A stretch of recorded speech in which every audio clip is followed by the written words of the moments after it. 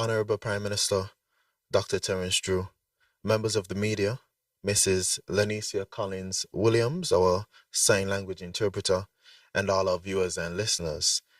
Before we get into it, let me apologize for the late start today, but welcome to another edition of the Roundtable. I am Javan Liebert, Press Secretary in the Prime Minister's Office. Today we are joined here by representatives of the media, SKNIS, Kailoni Johnson, ZIZ, Kent Fuentes, SKN Source, Ebony Brandon, Sugar City FM, Ralston Rankin, and SKN Newsline, Andre Huey.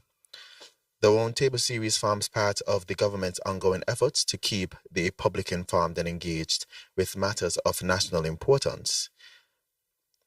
The Roundtable presents an opportunity for the media to engage the Prime Minister on government issues and concerns in their quest to properly report and provide updates to the general public. At this point, I will turn the mic over to the Honourable Prime Minister to give his opening statement, following which we will open the floor for questions from the media and comments or discussions. Thanks again for being here, Prime Minister. Thank you very much, Press Secretary Javan Liebert. I want to thank you for your continuous, tremendous hard work and dedication to make sure that the information is had by the people of St. Kitts and Nevis. I want to also wish all of you from the media a Happy New Year. I think this is the second time we met, right? But I think some of you were not here. And so I want to extend that to those who were not here. It's our second edition, and we intend to have these meetings or editions or discussions. I will call them conversations, I would say, on a monthly basis so that we can keep our people informed. That is critically important.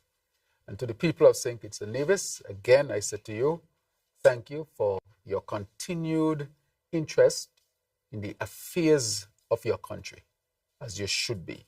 And I'm here to continue to update you and to keep you informed. Let me apologize for arriving late. I was at the funeral of the late Malachi Ferguson, a young man who was a law student who lost his life earlier this year. And so I want to extend condolences to his mother, his father, his extended family.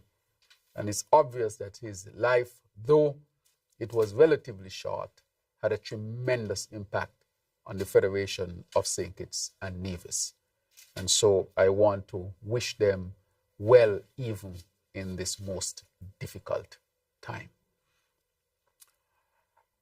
There are a number of things I want to touch on quickly, as I normally do, a short opening statement, and then we can get to the discussion on a number of critical matters. But just to update people, the Budget Boost wallet that has been launched, and today we have registered over 20,000 people. As you know, this is one of the government's measures to deal with the cost of living that is affecting the entire globe, not just St. Kitts and Nevis. And as we can see, what's happening in other countries can have further impact on the cost of living. This is really, I consider it to some extent a challenge for all of us, but we'll continue to do the best we can to ensure that our people can have the best life that they can live. Notwithstanding, I must admit that it is challenging for us as it is for others. However, we came up with this innovative idea so that people can be helped from a month-to-month basis for the first 6 months of the year so that they can deal with the essentials and be able to afford some of the essentials. And in addition to that, we have also lowered the VAT from 17 to 13%. It's obvious that this can affect the government's revenue stream, but we believe in challenging times, the government has to step up, even if it has to take a temporary hit to ease the challenges that our people are dealing with. But I continue to encourage our people to be prudent with their spending and also to help themselves where they can so that they can help to foster a stronger home, a stronger community, a stronger country. But the Budget Boost wallet is innovative. It uses a digital wallet. And that digital wallet called JAD was created by a local. It was locally built. And I want to say to the entrepreneurs with JAD that you are really an expression of what we can do here in St. Kitts and Nevis. And the fact that our people know how to use it is a testimony to the fact that our people have access to technology and our people know how to use technology.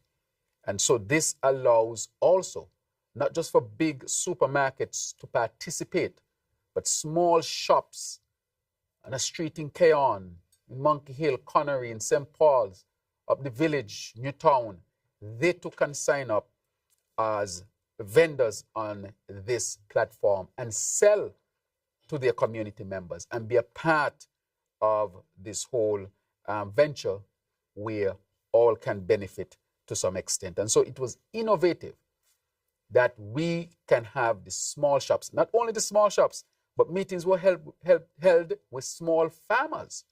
And small farmers also have the opportunity to join so people can buy their fresh fruits and vegetables from them using the JAD. And so I think that it has been well received, and our people appreciate the fact that this government, this administration, this Labour-led administration is very keen to helping our people and to use technology. As we have said, that St. Kitts and Nevis must become technologically advanced. We must transform our country. And this innovative idea of the JAD with the platform that is locally owned and I think built as well, this is a testimony to what we can do as a people. And so I'm immensely proud from a number of perspectives that our people can be helped, that our small shops can benefit, not just the big supermarkets, but the big supermarkets can also benefit. Who owns this in collaboration with one of our local banks, the St. Kitts, Nevis and Anguilla National Bank. So this is all local, and we should all be immensely proud that in such a short time this could have been done. I remember when I spoke about it, people were thinking this would be impossible. How can you do it? But we knew we had the technology, we knew we had the know-how, and it was a matter of time for us to implement it. So it got implemented very quickly. And I would say in a few days, you would see thousands of people who joined up. So I want to thank Social Security as well for its tremendous work in making sure that this became a reality. We have also put together a cost of living task force. This task force is established to tackle the rising prices and to develop real solutions for our people. This task force is led by our esteemed Cabinet Secretary, Dr. Marcus Natter, and I know that the task force has been giving information to the general public as to what they're doing, including vigilance of prices.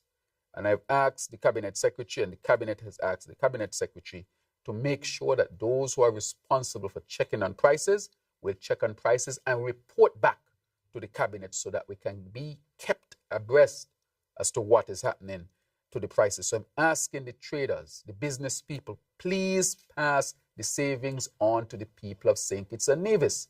We will not accept anything other than that. They deserve the savings that are to be had. We already see, he sent me a report recently on Monday, and I've already seen some of the prices are coming down. And so we will continue to monitor it as closely as possible so that the savings can be passed on to our people. Again, this, of course, would have an impact on the government, but we have estimated that going through this challenge and this difficulty, we can buttress our people. And so when better days in the world come, we can definitely recover fully. Also want to speak about the electric vehicle course. This course was launched at Clarence Fitzroy Bryan College, of course, in collaboration with an entity that delivered the course right there. Why did we launch a electric vehicle course? Because we are preparing for the new economy that will be based on renewable energy. And therefore, we expect the increase in EVs. And so we want our mechanics to start getting the necessary training to deal with these new types of vehicles. This was a tremendous act on our behalf, and we are making sure that we stay ahead and abreast of the new technology as we transition. We don't want, when the EVs are coming in, we are bringing in mechanics to work on them. We want our mechanics to transition, and we want other people to learn for the first time, so that in a great sense we can benefit and we can be ready for the transition that is to come. Also want to highlight the Amendment Bill, Vehicles and Road Traffic Amendment Bill 2025. We have given some numbers. I want to thank the AG for really leading the task force on this. AG Gad Wilkin, Honorable, has done a tremendous job with that task force. And so we're able to pass the bill into law just recently in Parliament, where we are aiming for and setting an ambitious goal of 0 road fatalities. And so we are heading towards that. And so I'm asking everybody to play their part. This cannot be done by the government alone. Everybody must be involved. We lost 13 lives in 2024. And it means, therefore, that 13 families, communities are affected. And so we have to deal with it. We have seen a sudden increase, or significant increase rather, of vehicles on the road. We have the most vehicles ever on the road at this present moment. And that, of course, can lead to accidents. But if people are prudent, if drivers are prudent and follow the traffic laws, we can have a significant reduction in the number of accidents. And that is why we pass a law. It is a stiff law, but it has to be stiff because we cannot accept what happened. And therefore, this law is really implemented to curb what we saw was happening. Now we have tougher penalties for reckless driving, careless driving, DUI, and even if it causes death while driving. In addition to all of this, I want to say that we are now using the technology. Everything that we're going to be doing in St. Kitts and Nevis will have a technological solution. A technology will be part of the solution. So we'll have automated ticketing for speeding. I can say today that we have cameras mounted already. You will be receiving your tickets in the mail. And so I want to admonish you to please follow the traffic rules. You might think you'll get away. You will not get away. Your ticket will show up in the mail, or somebody will deliver your ticket to your house. And we want to admonish our people to really take heed and do the right thing. I'll give a story. Remember when I was studying in the United States, I think I said it in Parliament, I was leaving the hospital about 3 o'clock in the morning. And I was on the road going into where I lived, and there was absolutely no other vehicle on the road at that time, because then I left the highway and was in a community. And I slowed down to not 0, which means stop, but I slowed down significantly. But I did not stop completely, because I said to stop at this stoplight at 3 o'clock in the morning, I don't know. And then 2 weeks later, I got a letter in the mail. I said, who is writing me? Nobody writes me physical letters anymore. Only to open it and find a ticket in there. And it says $250. Well, I said, well, what is going on here? I looked through better, and I saw a picture of my vehicle with my vehicle number crossing the line on a red light, even though no other vehicle was on the road. And then I choose not to ever do that again. Even when no vehicles would be on the road, I would stop completely when the light turned red. I say that because that measure, I think, was critically important in curbing some type of practices by drivers. Whether justified or not, you have to follow the traffic rule. And so you will be getting your tickets. Don't ever think you are getting away. Don't ever think you are getting away. And we have tested the camera, and the camera is working well. The Commissioner of Police sent me a picture of it. We already picked up a few vehicles even before the law was passed. But you couldn't bring the drivers to court or serve them their ticket because the law was not in place as yet. Now that the law is in place, your ticket will carry with it the penalty that should be added. So I'm encouraging our people, please don't think that you will get away. We will use the technology to make sure we keep you, the driver, safe, because the life you save might be yours. your passengers safe, because the life you save might be your family member, your own child, and to keep other drivers safe and pedestrians safe. So it's about all of us doing our part, following the regulations. No place in St. Kitts far, as I would say. So there's no need to be dashing here and dashing there. You only save a few minutes. The risk of an accident is much higher than the few minutes that you would save. We have also seek to have dash cams duty-free, car seats duty-free, and so forth. And we're asking that all children, and the hospital policy we'll put in place is that we want, especially parents who drive, to leave the hospital with a car seat and know how to use it. So that will be part of our Safe Child policy at the hospital. As a matter of fact, we have been declared a child-friendly hospital. And so we will make sure that that happens. We also passed the Plea Negotiations and Agreement Bill 2024. This seeks to, of course, where the DPP or his office can have discussions as to how people want to plea and have it be done in a legal matter. In the United States of America, you might know, most of the cases don't go to court. Most of the cases are settled. We to move cases through the court system and prevent the backlog that we see throughout the region. Also want to say that I had recent international engagement. We had traveled to the United Kingdom for a discussion on the Citizenship by Investment Program, where we had representatives from all the OECS countries, plus the EU, plus the UK, plus ministers from the cabinet of the UK, plus the United States of America. And I want to say that St. Kitts and Nevis continues to strengthen the CBI program so that it will never be deemed a risk to our international partners who have legitimate concerns. As you know, I took the chance and went out and make sure that we did everything that needed to be done to strengthen our CBI program. I've said over again, it would have affected our revenue, but it has helped us to stabilize the program, save the program, and also give us a chance for recovery in the future.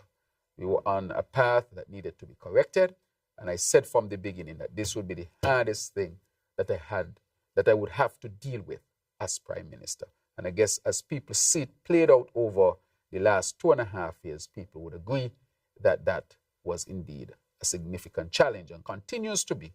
But I think we are on a road of recovery. I had the honor of meeting with King Charles III.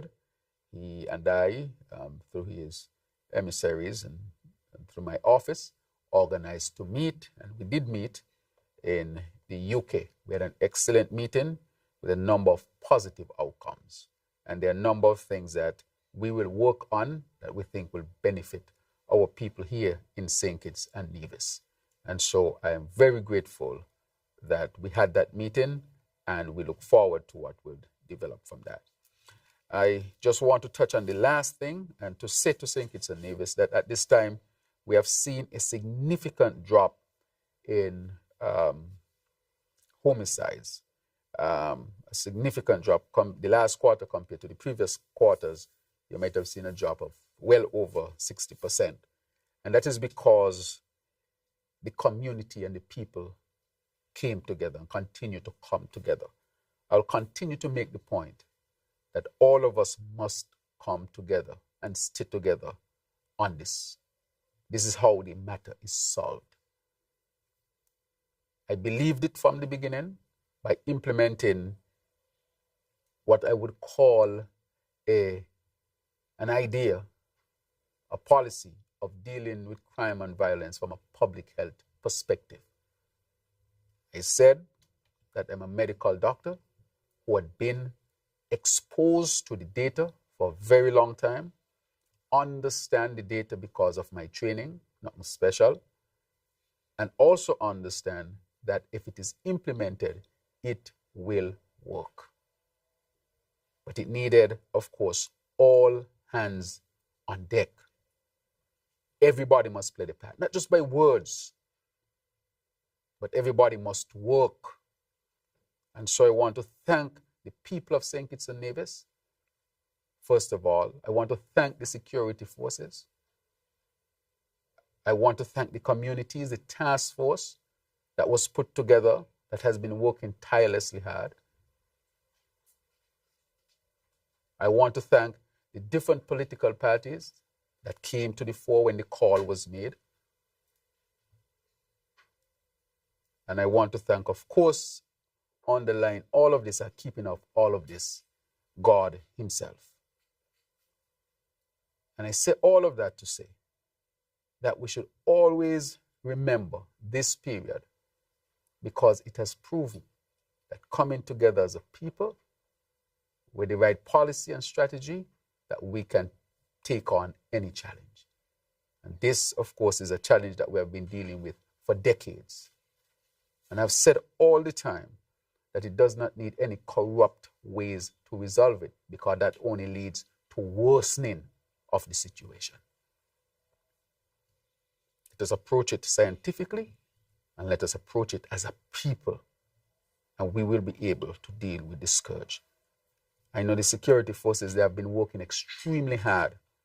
And something the commissioner said, I want to really congratulate this commissioner and the commander, the acting commander, the military, and all of the security apparatus and all those who are involved. That he said something, that the people expect him to be tough on crime and make sure that he brings people to justice. And he said that is necessary. But he also said that people's human rights and constitutional rights, that they must be respected. So we don't have to violate people's rights to enforce the law. Both things can happen. So we have to be tough on crime, yes. And we see that the security apparatus is tough on crime.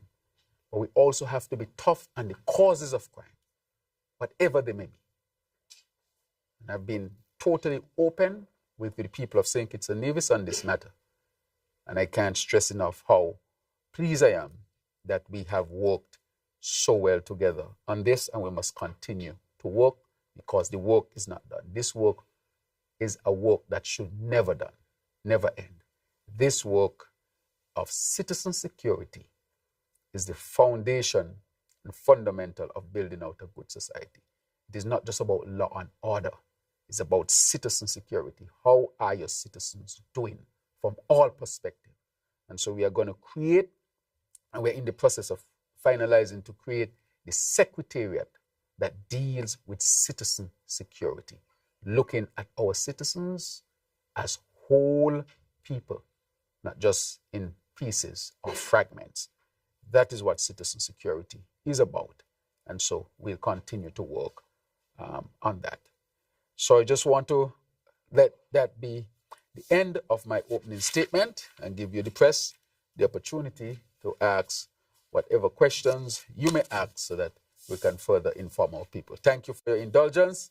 I think I spent a few minutes talking, and you were very kind to indulge me. Thank you. So I open it up to the press. So, Ms. Javon, Press Secretary, what are the guidelines for the press? How many questions at a time? Have we informed them? Mm-hmm. Thank you, Prime Minister. So, of course, we'll go one at a time. As you get the mic, we'll allow you to ask 2 questions at a time. Please state your name and the agency you are representing. Thank you very much.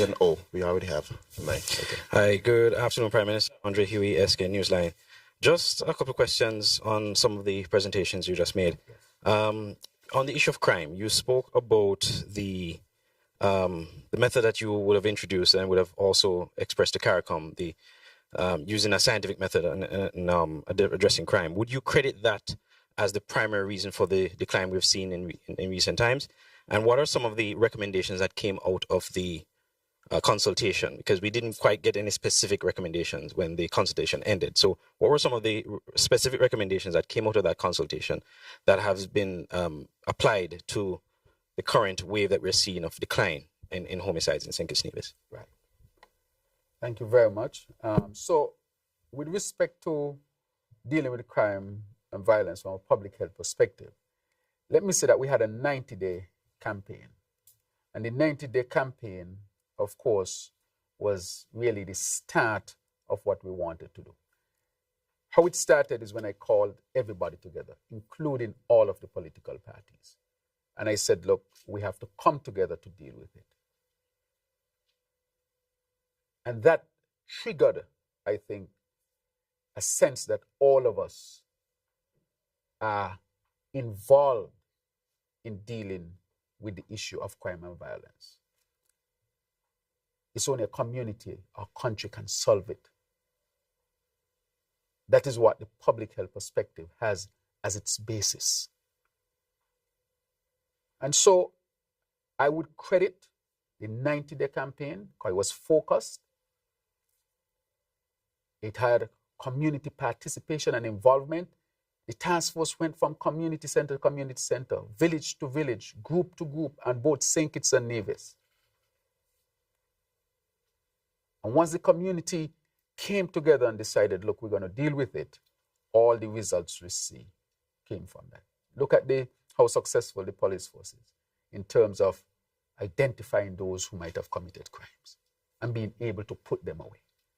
But of course, we use a lot of technology. We use a lot of consultation with outside help that I have not mentioned and will not mention. We have created a climate where we believe if the crime is committed, we are going to find out who you are. And we have invested. So we have invested significantly in the security apparatus and including regional and international partners to help us. That has been a hallmark. And we have reached out to community groups to respond. We asked the pastors and the church, how will you respond? At the schools, how will you respond? At the community level, how would you respond? We had people sending ideas and suggestions and so forth. So I will credit it, of course, because at the hallmark of it is to bring everybody together. The other thing, we were totally open with the people. You saw the information that to some extent could have been embarrassing for our country. We are the only country that asks USAID, and I want to thank the USAID for its significant contribution to this, in doing the crime dynamic study and giving us the data so that we were data-driven and not emotionally driven or politically driven or just speaking in platitudes because we would have heard the terms over and over. Let us work as a community, all hands on deck. But how? How do you do it? Where's the data to drive you? Where's the data to direct you? So we started out the right place, bringing people together and exposing the issue. I mean, when you hear how the situation was, they asked me, why would I do that? People ask me that because other countries may not do that. I said, you cannot in any way deal with the scourge of the situation by hiding. You have to first come together and be open and honest and expose the information. Let people have the information. And then after people have the information, we decide now what will be our plan of action. And so we call the people. So I would say that implementing this, of course, has been tremendous, the 90-day campaign and all that we continue to do. I want you to know that we continue to do and we'll do more, especially to deal with the causes of crime. Not just the crime, but the causes of crime. We have to be tough on that too. And sometimes that is what is missing from the equation. So coming out of that, the data showed, for example, family issues is the number one when you rank them. The number one issue is family issue. That is the number one issue. And therefore, we started the process of training family counselors. So we train about 20 family counselors. And we're going to train more family counselors so that we can have family counselors and people can intervene in families to resolve matters. The other matter is peer pressure is one of them. And therefore, we have to deal with it. If there are economic issues like unemployment, we have to deal with it. But we have the data. So we're not shooting in the dark. We know where the problem is, what is causing the problem, and we can deal with it. So the recommendation that you speak of is really in response to what the data show in terms of what are the most common causes of crime, getting the data from the people, which the data that we have now, that data coincide very well with the data from the crime dynamic study by USAID. And so we know we are on the right path. And so our programs are targeting the causes of crime. And so we intend to continue to build out that at the school level. So we have what you call the Citizen Security Task Force where we meet. And I want to thank all of them, including the private sector. This chamber is a part of it. The UN representative of the country is a part of it. This is a serious task force. And so we are pulling resources and ideas from all perspectives, but of course, data-driven. So we will continue to build it out. I'm not going to pretend, that this is kumbaya. This is life and this is real.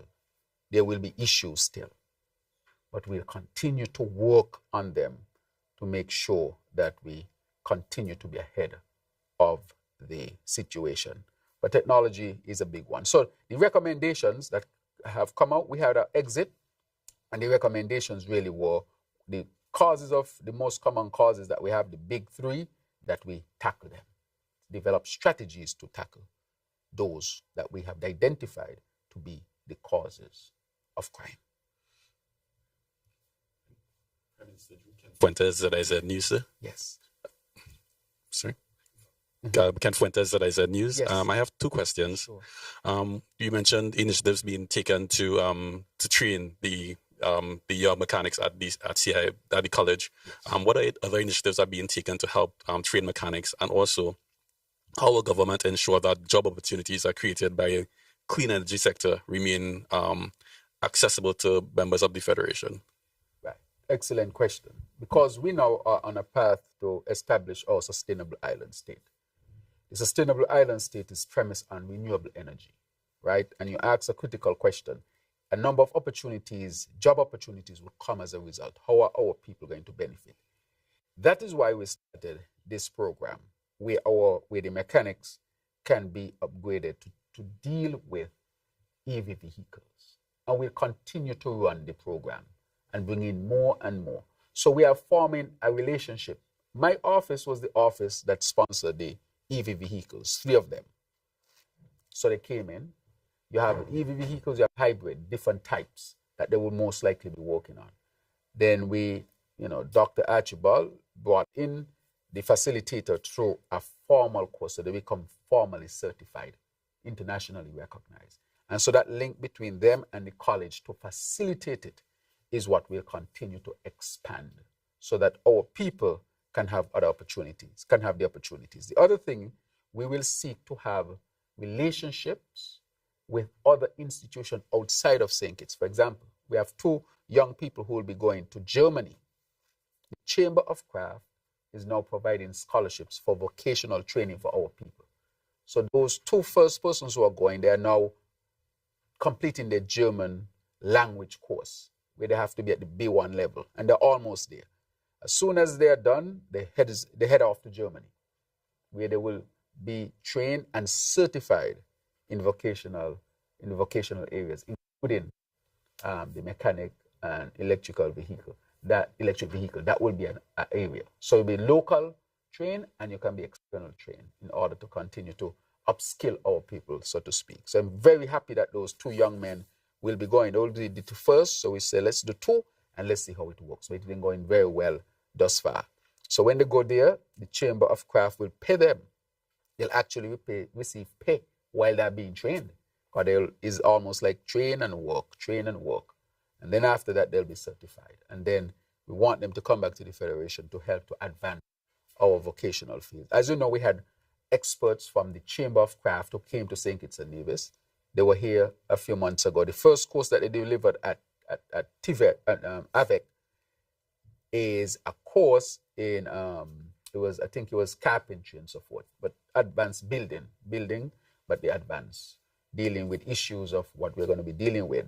How do you build for sustainability and so forth? So we are doing that through our own means here and relationships with international institutions like the Chamber of Craft of Germany, and also making links with other institutions. So we are exploring the United States.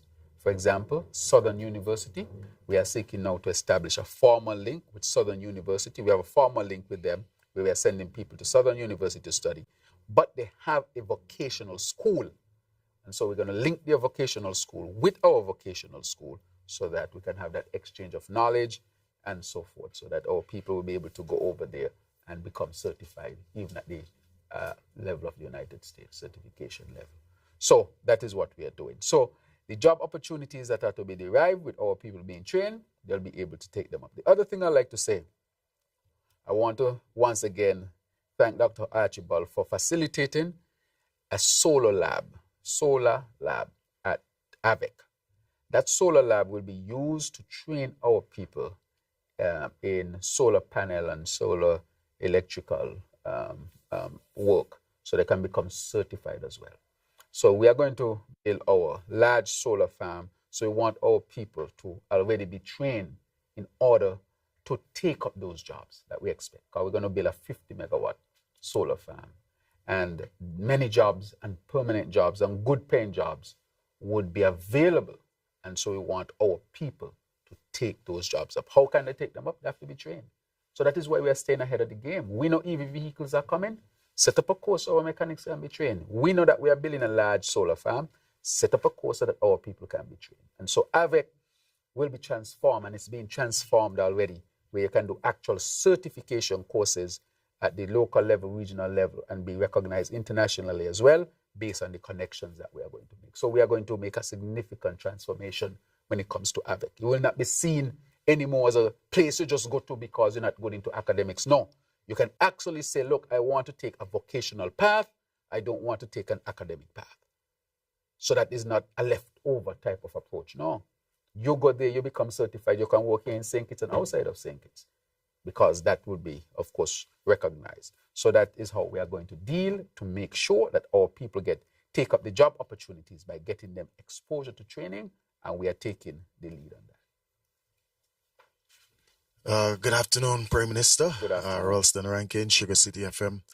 I was happy when you mentioned the budget boost wallet along with the JAD. A few concerns pertaining to that, which is out there, from the public.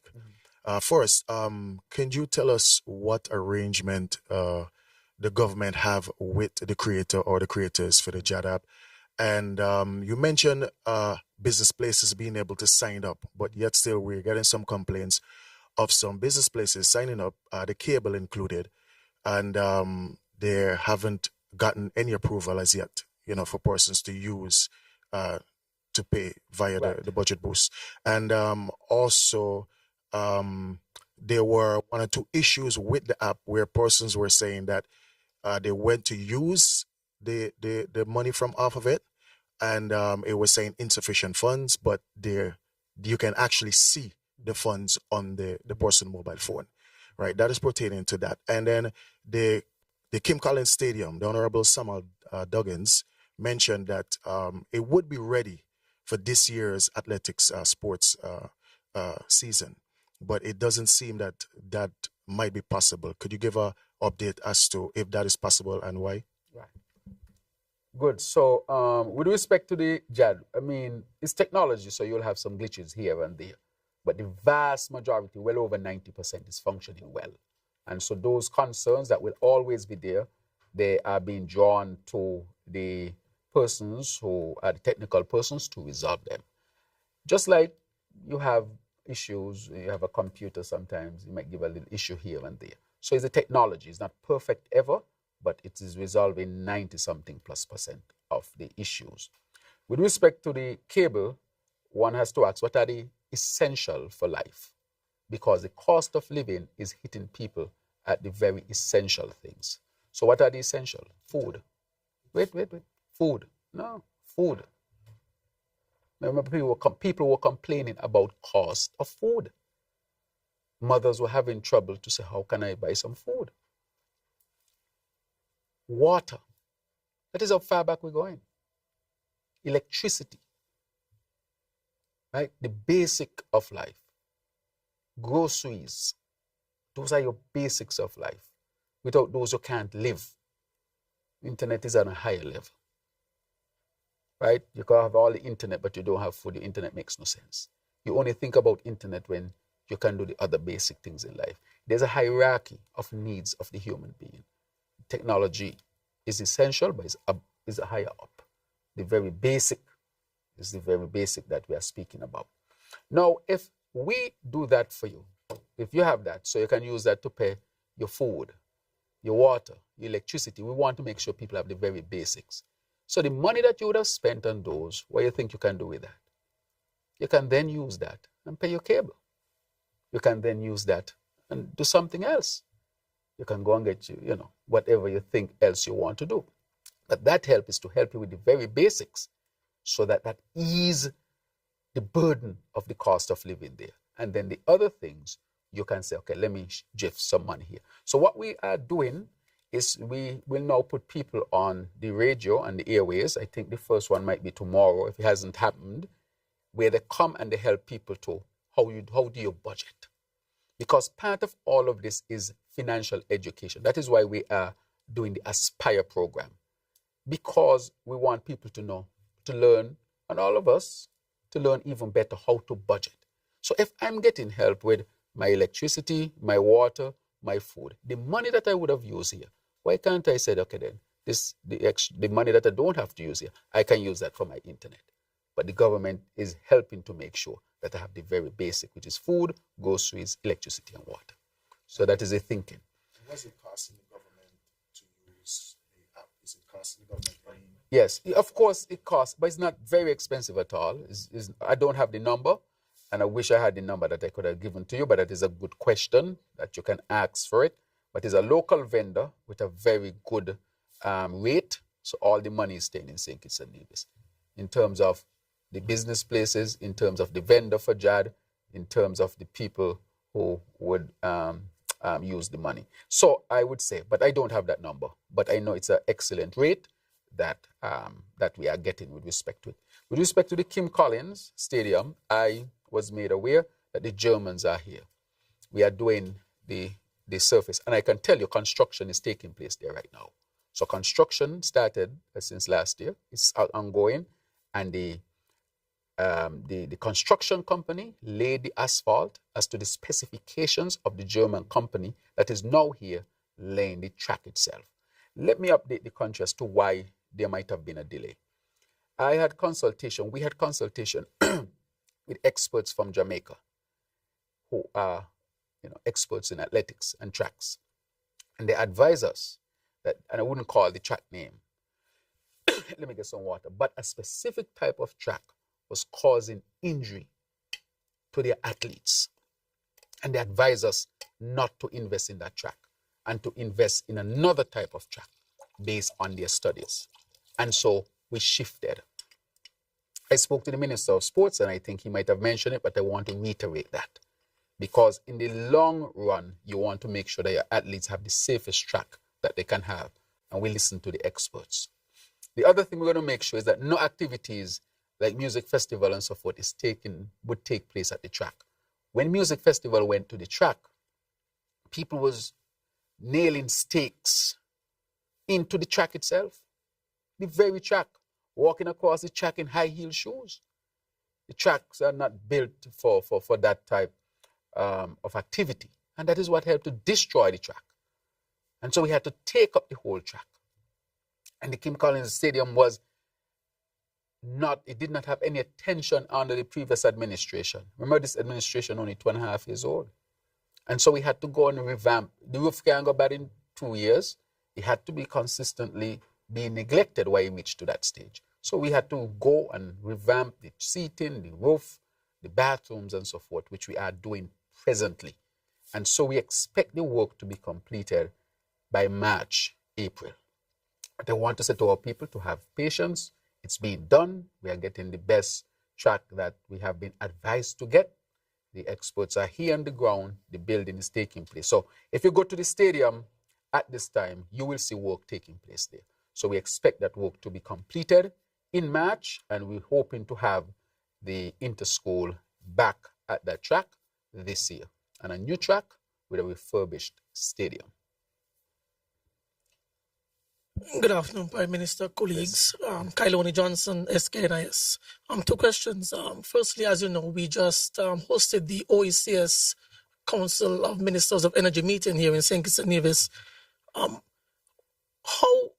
can we use that meeting or the findings, the solutions, objectives of that meeting to advance the government's own Sustainable Island State agenda and also promote a similar agenda in our regional neighbors. And secondly, many Kittitians and Nevisians are paying close attention to some of the decisions being made by the United States of America, particularly in terms of the tariffs being imposed on other territories. Is the government paying close attention to this, and should Kittitians and Nevisians be concerned about any potential economic fallout as a result? Right. Thank you very much for those two questions. As you know, St. Kitts and Nevis has declared its vision, which is to develop a sustainable island state. This is the only way we can continue to exist. There is no other possibility or any other way of really surviving well without having a sustainable island state. This is an imperative. Whether people say it or not, it is an imperative. We have to achieve this. This is our only hope to continue to exist as a country. One, because of the environmental impact. Two, for economic viability. So therefore, at the hallmark of it, as I said before, is energy, renewable energy. And so this meeting is looking at ways of reaching solutions with respect to having implementation of renewable energy sources. So this information is directly helping us in our quest. But not only that, we are sharing our experience as well. And all heads coming together in the region is really helping to chart a course, and we are sharing best practices and information and knowledge. So that just that interaction alone is already helping. And so we will see some benefits definitely from that. At this moment, since we're on renewable energy, I can tell you we already have commitment for 50 megawatts of solar energy. And I can say today, maybe for the first time plainly, that we have raised the money to start geothermal. We have the money. I'm going to make a declaration very, very soon. I spoke to the Premier of Nevis. If you look at his page, he posted that he and I met. We met to discuss it. The Premier and I, we have met and we have determined, just like the crime situation, this is not going to be a political football. Who in St. Kitts and Nevis want very, very cheap electricity? Nevisians want it, Kittitians want it. So if that's going to make St. Kitts and Nevis better, why should we fight over it? So let us leave the fights for other things, but we're not going to fight over this one.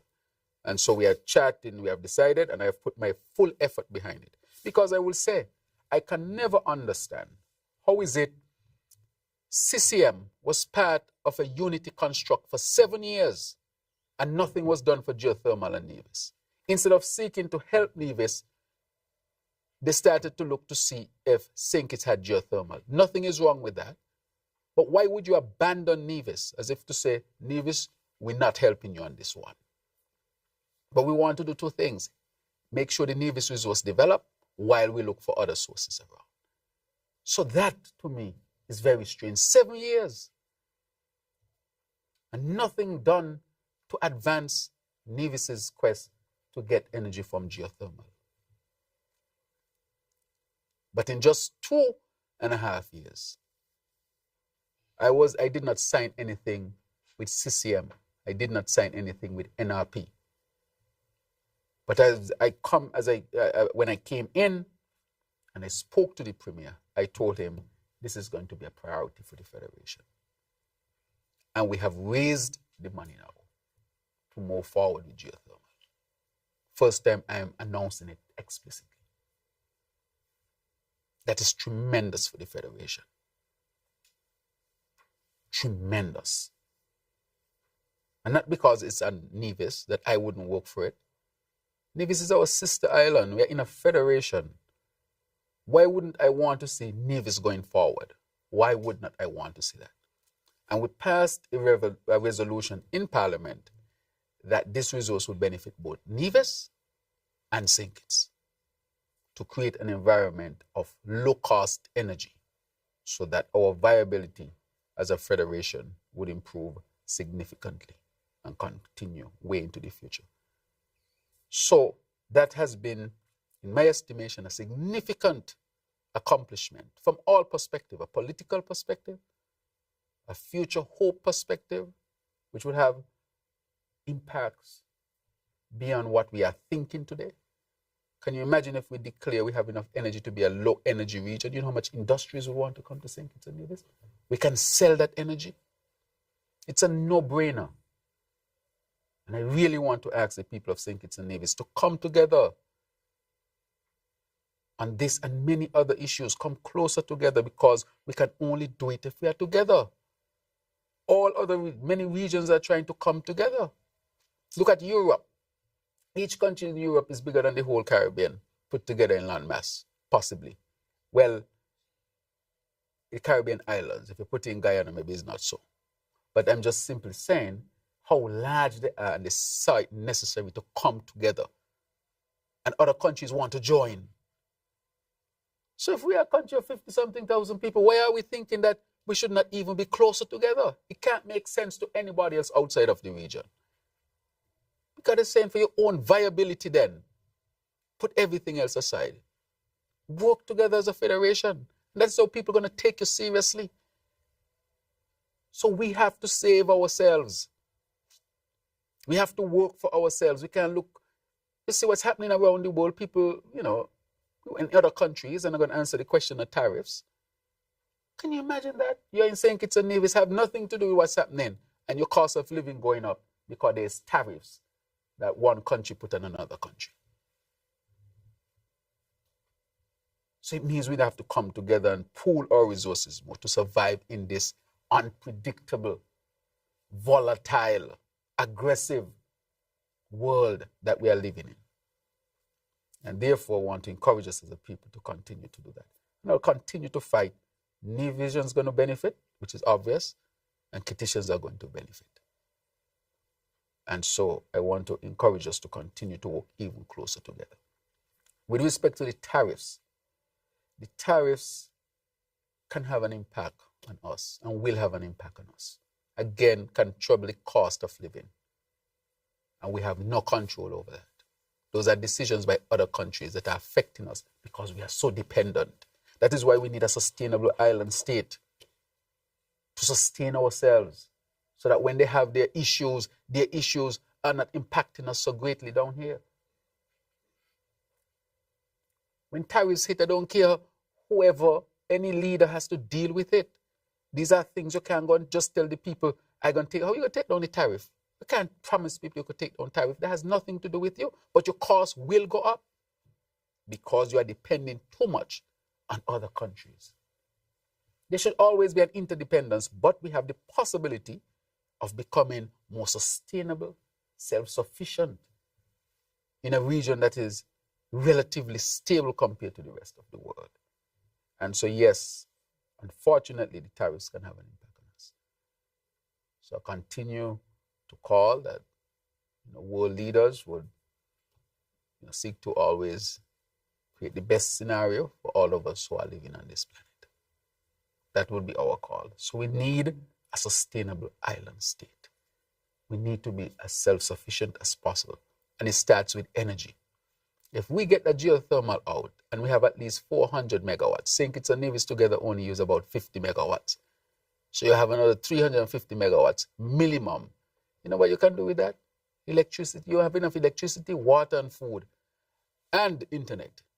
Because then you have the energy to drive data centers and so on, create your own, be able to drive your servers and so forth with the high energy, the great amount of energy that they would require. You can supply that. And that is why it's important that we push as much as possible for the sustainable island state and to get the energy going. We're going to be going through, the world, I suspect, going to be going through challenges over these next few years. And issues we have to deal with that we did not create. We have not created, but we have to deal with them. But we can respond, and there's great hope of us working together and making sure we get to energy independence. Getting to energy independence means oil prices go up because they got war out there, ain't got nothing to do with us. We'll call for peace and strive for peace, but the cost out there ain't gonna affect us. It ain't gonna affect our electricity costs, not our water costs, not our cost of living, because we will be able to control the cost because we can control the cost of energy at all levels. And that is what I'm striving for. That is what I want to see. A sustainable island state where St. Kitts and Nevis can sustain itself and we can, of course, be, as a result, a better place to live. But it is, of course, tremendous amount of work. It will have its ups and downs as we seek to accomplish this. Good afternoon, Prime Minister, colleagues. My learned colleague, Mr. Johnson, asked an important part of the question that I was going to ask you with relation to the U.S. and its new policies under President Trump. Right. However, another very important part of it that is going to affect us is some of his immigration policies. And we saw a document circulate recently with respect to some deportations that will directly impact us across the Caribbean, not just St. Kitts and Nevis. I was wondering if you could comment on that in respect of what this means for our national security and as part of the citizen security campaign. Also to ask you, insofar as you're also Minister with responsibility for citizen security, what some of the plans are moving into the new year, as on December 5th, there was the announcement of the Beyond the 90 Days phase. You would have spoken earlier about some of the recommendations which you're now acting on, if you can expound on what some of the specific things are. The other thing that I'd like to ask, if there's time later on and the press sec allows, I'll ask a third, but tomorrow there is significant progress in that the plans for the new JNF hospital are to be released. You're the Minister of Health as well. If you can provide some update, because there's been a lot of murmuring and grumbling about land being cleared, and we're seeing graders and we're seeing tractors, but we're not seeing anything going up. So something positive is happening now, if you can provide some update there. All right, thank you very, very much. I think you had 2.5 questions because you continue from him. Okay, so I'll ask the other. No, you have 2.5. So you're okay. Okay. Yeah, you're 2.5? okay. Yeah, 2.5. Yeah, because he said 2. So in the fairness, right? She just continue from a piece where he has. Yes. With respect to the issue of the immigration policies, we have seen that. We have put out a statement to say that all of our citizens will be treated with respect and dignity, irrespective of everything else. Because underlying citizen security is that every life is precious, and every citizen, resident, must be treated with that humanity and dignity. So that is our underlying principle in dealing with our persons who want to come back. Notwithstanding, remember I said, even though we think that way, we will also make sure that our security is not affected. And so I can say that a policy is already underway with recommendations from the regional security forces as well. And so once these persons, we have a process, once you are seen to be deported from the United States of America, we get all of your information with your background check. When you come in, you are not just immediately released. You have to come in and be questioned and asked and a profile done and so forth. And then based on that is when an action is taken. So if you come in, let's say you were just a peaceful person in the United States, but you just didn't have your papers, you're not a security risk to us. So, then that can go forward. But if you, let's say you come out of prison with a serious charge, you are a security risk for us. And then the approach is different, because we will not tolerate in this country any unlawful behavior. Now anybody think that they can come back to their country and continue that way. We will not accept that. So I think that is clear. So it is a case-by-case basis. You have a mother come back with two children, they might be deemed low risk. So that is fine. So yes, we are developing a plan and keeping closely, but we are open and we will accept our citizens from wherever they are. This is their home. We tell them this is your home and you are welcome back. Their constitutional rights will be respected, and if they're in another country and that country wishes to deport them based on the laws, then we can't tell a country what to do with its laws. But from our perspective, we will always ask that they be treated with respect and their humanity be intact, irrespective of everything else, and we will also treat them with that dignity when they come back home as well. So that is where we are with that. Now, you asked about the citizen security. We have already started beyond the 90 days. For example, we're going to have a day of what we call a significant day where we'll highlight across the schools in St. Kitts and Nevis the matter of citizen security. We will have people going to the school, and a significant day. That day will just be about talking about citizen security. And so we call it a day of interruption, to just go in and just highlight it so much that would be the buzz around St. Kitts and Nevis. All the schools on that particular day had to deal with this particular matter. We are also planning a summit called the Better Opportunity Summit, where we want our young people to come and see the opportunities that are there. For example, do you want to get into solar EV? Go to AVEC, get certified. We had people from Elevate who already went to, AVEC and graduated. And we intend to send more people to AVEC to get graduated. So we are looking for those two significant activities to take place. But apart from that, we are doing a number of things when it comes to, for example, how are we treating the Elevate program? We have expanded education to the Elevate program. So we have actual tutors. Listen to this, persons who were rehabilitated from prison, who have 13, 14, 15, and 16 subjects, who are now dedicating themselves to teaching other young people so that those young people can look at a brighter future. You'll be surprised. And what we have done with that program, so we are expanding that program. And so the Elevate people will be on to give more. So we are doing things to reach out to the people. So there are a number of critical activities that are taking place with Elevate. One is education. We have an education arm. Two is to including sending people to get certified. And we have determined today that we'll offer scholarships as well. They can have scholarships just like any other citizen so that they can go on and study. And so all of our citizens have access so that they can have access as well to really get a chance to rehabilitate and to reintegrate into the society. We have enhancement program where they'll be working at the level of the community to enhance their community. So we are basically meeting each of them to see and to plan. We have counseling. We have counselors attached to Elevate because there are persons who might need counseling in their rehabilitative effort. Just can't say rehabilitation, it has to be scientifically approached. And so that is offered as well at that level. Apart from all of that and the other activities we are doing in the community, the other thing we have is a prison program. We have teaching in the prison. We have a prison to work program. So if we know that you're in prison and you're coming out, we already start to plan your exit so that you don't come out on the street. You come out to a program where you can receive a stipend, be able to feed yourself, and start planning your life to have hope. That has started. In the prison, we have started the education, we have started counseling, we have also started the farm, which we are going to, the farm. If you drive along the Kim Collins Highway, you see that land is now, it's now fenced, look really nice. It's going to be a model farm in St. Kitts and Nevis. Not going to just be any old farm, it's going to be a model farm that's going to help to feed the members who are incarcerated at this time.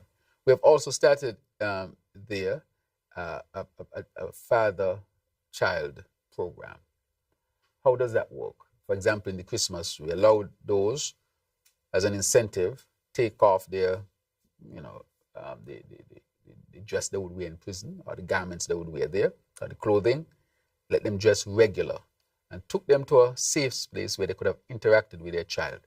No prison clothes, so that the child can see their fathers and their fathers can see their children. So the father is not feeling so shameful that look how my child is seeing me in prison clothing. And the child is not saying, look, but my father, he's in prison clothing. They were in civilian clothes, properly dressed. They had a Christmas tree, gifts. They were able to take pictures and so forth. So a child can go back to school and say, look, I saw my father in this December, and this is the picture I took with my dad. And he gave me a gift. And then he might go back into prison and say, look, say to the other prisoners, I went out and I met my son, I met my daughter. We had a good Christmas. I was able to give my child a gift. We bought gifts for them to be able to give their children. And that helped significantly. So those are the kind of things we are doing. Apart from the law enforcement, with the technology and having all of this, we are dealing with the social aspects as well. There's a new course going to start in school called Life Skills. Life Skill will teach physics, civics. It will teach financial education. It will also teach a number of things that we think people need to be good citizens. So that is going to be a new program launched by the Ministry of Education. That is why when we say we're dealing with this thing holistically, and from a public health perspective, we are touching you from the time you are born all the way up, because the society has to approach crime and violence in this way. Otherwise, you'll be just scratching the surface, or you'll be coming up with methods that can make the situation worse over time. Look at what happened in Jamaica. Look at what happened in Trinidad, Ecuador. Those type of strategies don't work. You have to truly help people. Because you can't pay for peace. That does not work. And I've said that over and over again. What we have to do is get programs that truly help people so that people can be reformed. We need to learn from Ecuador, Trinidad, Jamaica, and so forth that implemented programs like this at some point in their history. And look at where it would have gone. So I am simply saying that from that perspective, we continue to work with significant activities and also to make sure that we continue to build out. So we are in the process of more psychologists, more family counselors, more programs, more interventions, more people helping and so forth, so that we can deal with this. So I feel very good about the path that we are going when it comes to citizen security and the path that we are going when it comes to the sustainable island state. We have raised the money for geothermal to get started. So we are going to drill the first 5 wells, which is going to give us, the prediction is, significant amount of energy. And then after that, we're going to build out the factory and move forward. In the interim, we're going to build a 50 megawatt solar farm to help our people. I'm not going to say it's going to be easy. They're going to be transition because we're trying to wean ourselves off of CBI. It was a bad strategy to bring the government to depend so heavily on CBI. We see what's happening to CBI.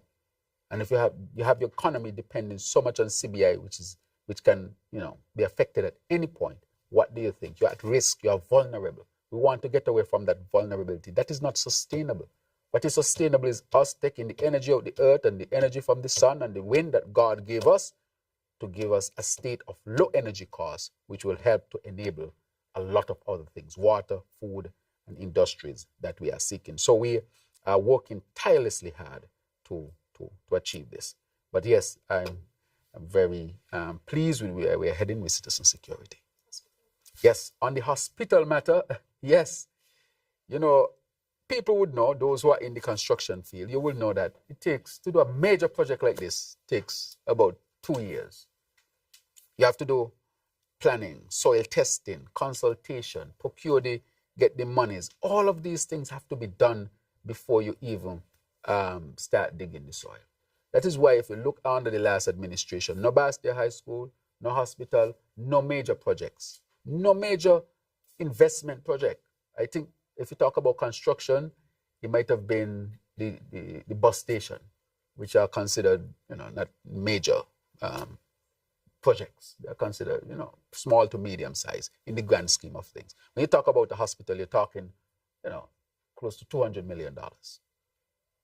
That's the size of project. When you have a project that is going to be hundreds of millions of dollars or over $100 million, a significant project needs significant work.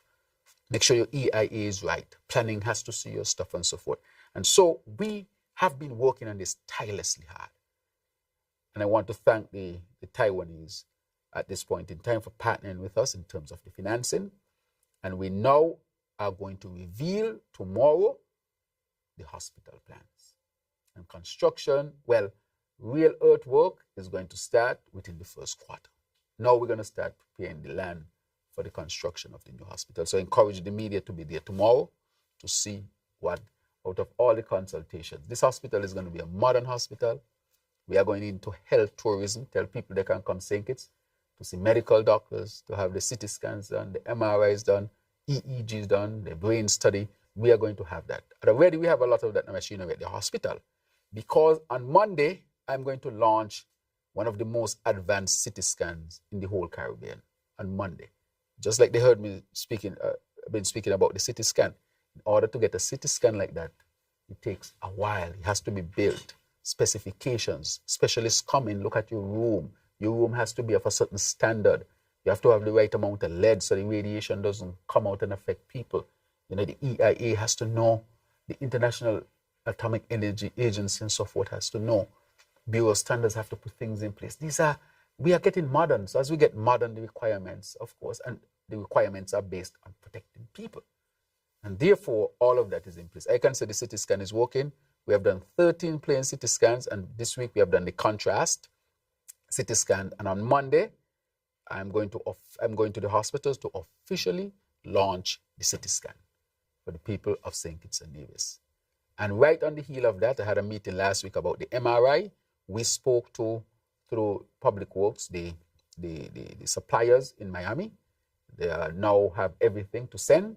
So we expect that to be done in the first half of this year. So we should have MRI, CT scan, EEG, a whole flow. And recently, we had a team from the United States. I want to thank Dr. Maloney, who is an ER specialist from the United States, who brought a team down to train our ER doctors.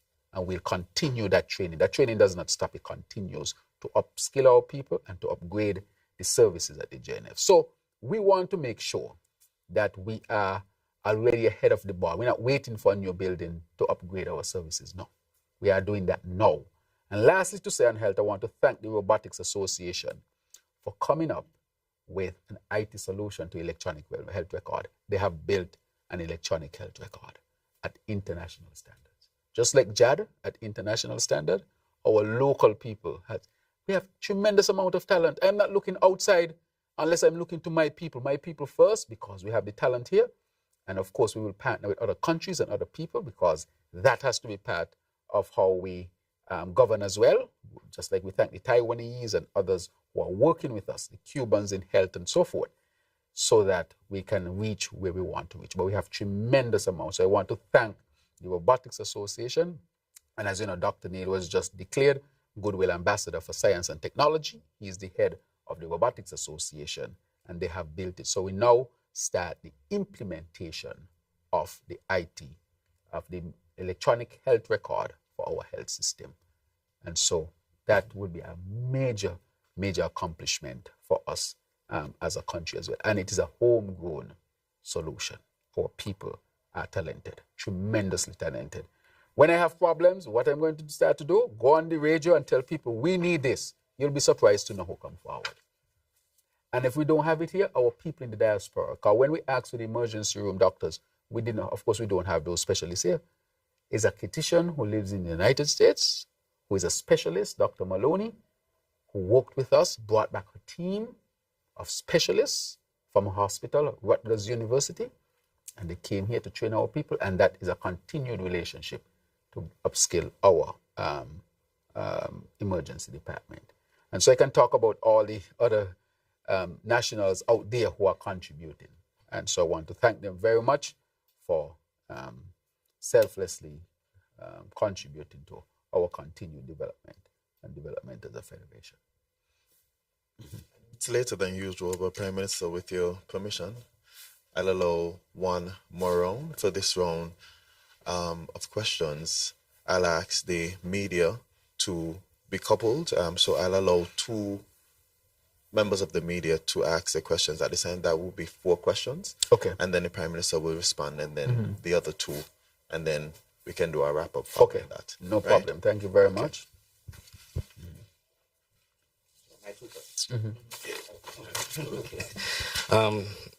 Prime Minister, on the issue of the Citizenship by Investment Program, there was a press release that was released early this week that indicated there was a 169% increase in applications. I don't know, what would you credit that increase to, whether it be increased marketing efforts from the CBI unit or an increase in demand from entities? And I know there were restrictions that were put in place, or reformations that were put in place that made the program a little bit tighter. While on that as well, if you have figures to compare, to give us the figures as well on that. My second question has to do with the somewhat on migration, but more specifically the policy of St. Kitts Nevis. What is the policy of the government when it comes to illegal migration? And we are speaking specifically of, we saw 2 years ago where we had boatloads of Haitians and Africans who ended up here on our shores. And just recently a tragic incident where a boat of 19 bodies, they were all dead by the time the boat arrived here.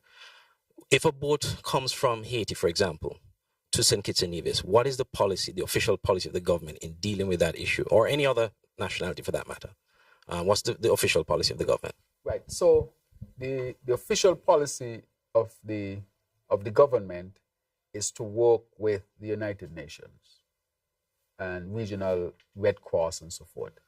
We get the significant input as to how we should handle these people, because there are issues of human rights that we respect as a country. However, you have people coming in, they would have broken our laws, and so will get involved. They can't just be set free. They have to be brought in. And so, of course, they will go through that whole process. But once you recognize that these might be refugees, then there is an international treaty that governs that. And we seek the UN always, the Red Cross, of how we should manage that. And they can help us to do it. So from a law enforcement perspective, there is a process. And the process is not just to set you out on the road. We don't know who you are, why you are here. All those things we need to know. Are you a threat? Can we set you free or not? All those things are done when this happens. So from the perspective of these boats coming though, what we find is that St. Kitts and Nevis, maybe because of where we are located, you have people in Africa might be trying to go from one state to the next, one country to the next, and the engine might give trouble. The boat gets away, get caught up in the currents. They're just somehow drifting them towards us. But our Coast Guard probably picked them up outside, and so brought them ashore. It's the same thing when the Haitians were here. They came in from Dominica. We were able to intercept the boat, and so we actually saved their lives. And then the last set, remember we had another set of Africans who came. Some died. Their boat capsized. A boat picked them up, and the boat bring them to St. Kitts and Nevis. They said the captain tell them St. Kitts and Nevis is a safe place to go. Of course, you drop off human beings here. We're not just going to. So we brought them in. Law enforcement got involved. The United Nations got involved. And that is how we dealt with that particular matter. So I don't think that apart from the Haitians who were passing through, most of them who got here, they just drifted here. Sometimes we also pick up empty boats. Somehow the currents are, from off of Africa, taking them to St. Kitts and Nevis. The ones that were here from Haiti, I think it was 13 or thereabouts. Yes. What's the status on that? Right, so those who came from Haiti, after we analyzed that they were not security threat and so forth, they came from Dominica. We related to Dominica about, returning them and so forth. So that process was going through. They got integrated with the Haitian community after they were deemed no threats. And then, I guess people after a while, some of them just decided they moved on. They moved on. Yeah, they moved on. Yes, the Africans, for the most part, they moved on as well. People are migrating, and and they're moving on. They didn't set out to come to St. Kitts and Nevis. We were just transit for many of them, and some of them just move on. But really and truly, we are against human trafficking. We will do everything to stop human trafficking. But sometimes it seems like the push and pull factors are so great, and that is why we collaborate with the UN and regional security, organizations and so forth to make sure that St. Kitts and Nevis is not a haven for human trafficking. No. For example, we picked up that there was people in the US trying to get Haitians through St. Kitts as a transit point to get around, and we were alerted. And so we had to put measures in place to make sure that St. Kitts and Nevis is not used as a transit point for human trafficking. Prime Minister, we recently celebrated World Read Aloud Day this week. Based on what distractions that our young people are having right now, what is being done to ensure that we maintain the high level of literacy that we have in the Federation at the moment, going forward, so that it will benefit us for the future? Right. Thank you very much for asking that. I will say to our young people, social media is not good for our young people. It has to be properly managed by parents. Our young people are distracted. Social media has been linked to depression and mental health issues. It is a good thing. The internet and the technology, they are good if they're used for good. But the social media has really drifted down a path where there are countries now who are banning social media for children. And so you're right, our people are distracted. What we continue to do, though, our educational system, as you know, is free and open. We continue to provide all the opportunities for our people, including providing them with technology, laptops and tablets, and giving them access. They have the books now online so that they can use the technology to study instead of using the technology for all sorts of other things. As a result of that, we are hoping that giving them technology, but giving them the proper tools that they should be using with this technology, that would continue to enhance our educational system. So, in a sense, we are not against technology, we are pro-technology, very strong.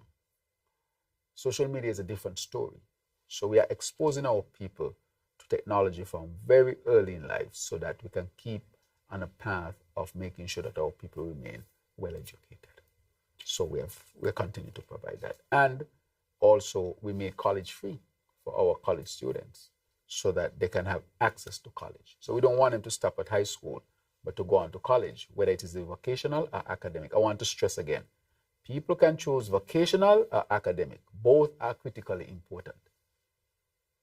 So we don't want this stigma anymore about if you choose vocational, it means because, as we say in St. Kitts and Nevis, you're not bright. That is not so. Somebody can decide, I just want to be an electrician. And that's fine. It can be a technician. I want to be a technician in automotive. That is fine. You can choose which pathway you're going, and that is why we want AVEC to become a center where people will go to become certified and be certified not only locally, but regionally and even internationally by our connections. So we'll continue to make education fully available, continue to use the technology so that they can use the technology to learn instead of using it just for other things that are affecting them negatively. Prime Minister, earlier this week on World Cancer Day, you revealed via your social media page that cancer is now the leading cause of death in St. Kitts and Nevis. I think this caught a lot of people by surprise. Yes. So question, do you think we here in St. Kitts and Nevis take cancer, the threat of cancer, as seriously as we should? And as a medical doctor and as Minister of Health, what would you say to our people about this issue? And the second, my last question, as the people out there gear up to take advantage of the generous duty fee on car seats and car booster seats that is being offered. Question I was asked by a member of the public is, has there been any talks or discussions with the government about having a grace period for persons to get these? Because we know the law enforcement, they have the regular stop and search, and they may see a child in the back of a car seat without the seat. But this, I think, National Assembly was last week, I think. So has there been any talk about possibly a grace period for persons to go out and take advantage of the duty free to get these car seats for their children? Right. Thank you very much. With respect to World Cancer Day, I did make a post on it from my own perspective, and I sought to deal with risk factors that people may not consider to be risk factors. We hear about the smoking and this and that can give you cancer, but I wanted to deal with the issue of lack of exercise and not managing and how your weight can affect your rate of cancer. That is, and not your weight, the lack of exercise I think I touch processed meats. Because I think people don't realize processed meats, like tobacco, causes cancer. Not just a link, it causes cancer. And so each time we eat processed red meats, we should know that it causes cancer, processed type. We should also know that exercising is a serious risk factor for cancer.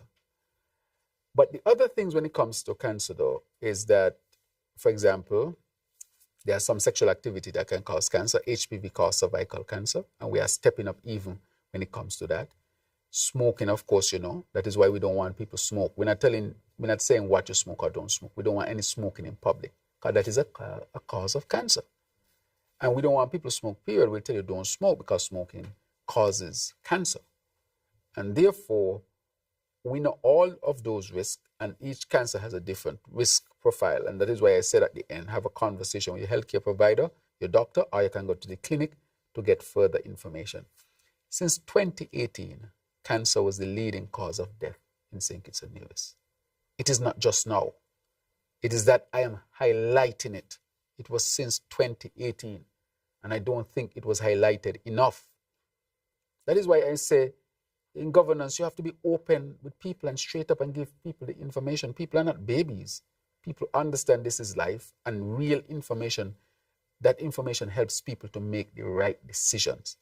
Cancer is a serious problem in St. Kitts and Nevis. All developed countries, as you get more developed, that's where you head. Cardiovascular diseases and cancer, they become the main causes of death. When you're not so developed, it is infectious diseases, which we don't have much of, like tuberculosis. And so what we might have is some pneumonia that sometimes can be prevented. But we don't have those infectious diseases that our great-grandparents used to suffer from in the 40s, 50s, and 60s, and so forth. So we are now suffering from chronic diseases, non-communicable, such as cancer and blood pressure, diabetes, and so forth. Things that we can have a lot of influence over personally if we choose a particular type of lifestyle. And so I want to say that this was since 2018, but I highlighted it, this cancer, because I think all people need to know and to take this thing very seriously, because it's affecting our people. And from the health promotion unit, they're dealing with, they have SKN moves, they look at NCDs, but I think in the NCDs, we hear a lot about pressure, sugar, which we should continue because those are major killers, but cancer and cancer screening has to be on top of that list. So when you go to your doctor, based on your age, you should be getting a certain type of screening, and you should be having a certain type of counseling to get the information as to how to protect yourself and your family. But cancer, yes, was declared since 2018 to be the #1 cause of death in St. Kitts and Nevis. Now, the duty-free with respect to the car seat and the booster, that is a very difficult question to ask. I would wish that persons don't carry their children without what is required. It is just too dangerous at this particular time. I would ask the committee to quickly come up with a solution to see if we can ask people who have car seats and so forth, just donate them, get them to a place where people can have them. But a lot of people who have cars, they can afford the car seats. The thing is, it was never implemented that you should have a car seat. It is in the law, but it was never really enforced. So we have to enforce it now. It's not that they couldn't afford it. It's just that it was not, most people who can afford a car can afford a car seat. It is just that it was not part of what you consider to be important. And so it was neglected for some time. So we are saying, look, get that car seat and put that car seat in your car if you have a car so that you can do it. And that is why we want the public buses to drive slower, because you might have children there. You can't put a car seat in the bus, but they have to travel on the bus. That is why when you go to the United States, you don't have booster seats for all the children. The school bus drive at a certain speed. It has its lights. You're only supposed to pass it at a certain rate. It has this stop that come out in the road to tell you to stop. We have to respect those things. And it's because we're not respecting those common sense things. That is why we saw an increase in the fatalities. But there has been tremendous support for the stiffer penalties, and we're implementing them. I want to say on this one, you will receive your ticket in the mail, or somebody's going to show up and show you a picture of you violating the traffic rules. And the fees have gone up. So it's better for you to respect the traffic rules and drive safely to protect yourself, your family, and others. It's critically important. We have to do it together as a country. Prime Minister, I'll ask my, what is 3.5? Yes. my 3.5 question, yes, which has to do with the unusual weather patterns this year and how we stand in respect of our preparedness for what may be another very active hurricane season. The weather reports are all indicating that the risk factor last year prevails this year, unusually high ocean temperatures, which spur hurricanes despite the cold fronts, because we are all feeling this cold weather at night.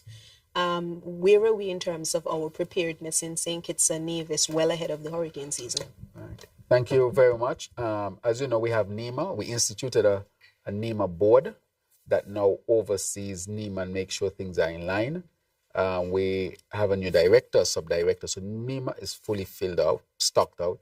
And, we had the SEDEMA conference here, which is the first time held in the OECS.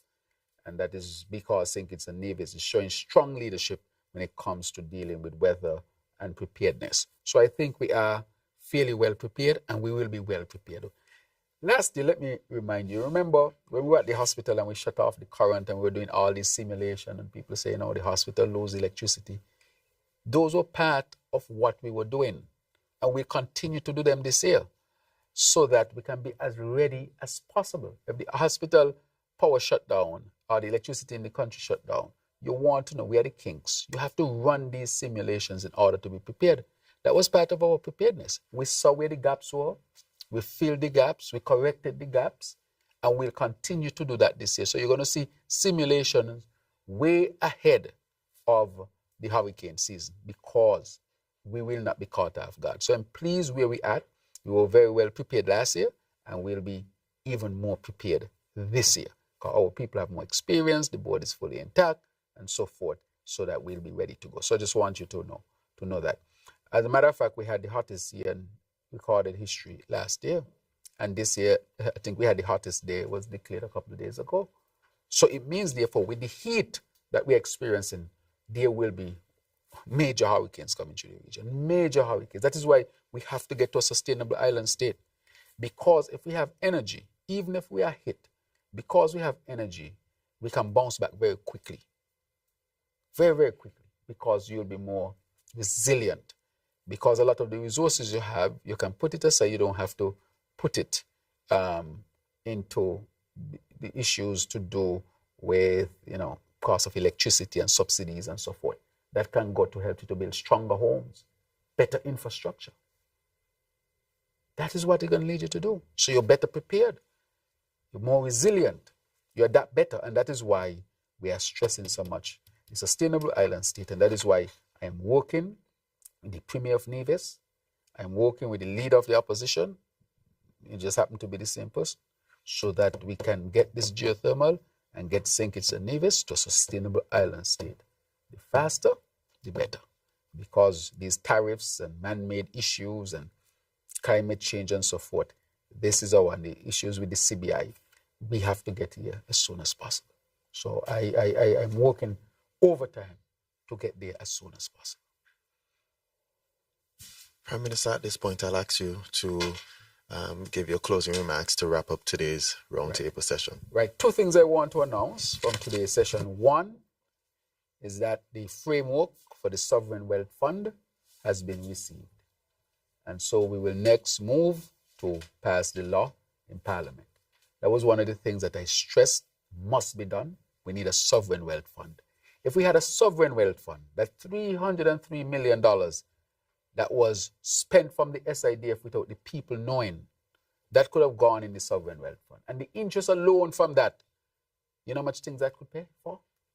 The interest alone from that $303 million that was spent and the people had no idea. After it would have been called a slush fund.